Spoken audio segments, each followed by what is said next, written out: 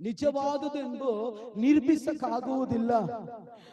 ಪೇತ್ರ 1:7 ವಾಕ್ಯ ಹೇಳ್ತದೆ, ನಿಮ್ಮ ನಂಬಿಕೆ, ಅಮೂಲ್ಯವಾದ ನಂಬಿಕೆಯನ್ನ ಪುಟ್ಟಕ್ಕಾಗ್ತಾನೆ ದೇವರು.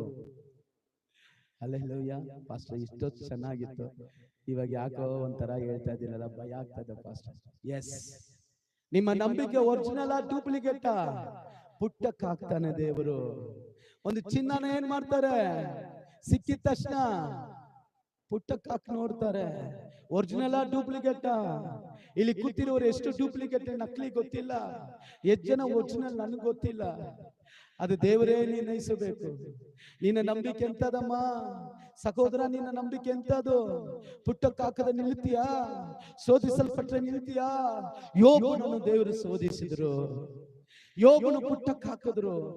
ಯೋಬನ ನಂಬಿಕೆಯಲ್ಲಿ ಅವನು ನಿಂತನು.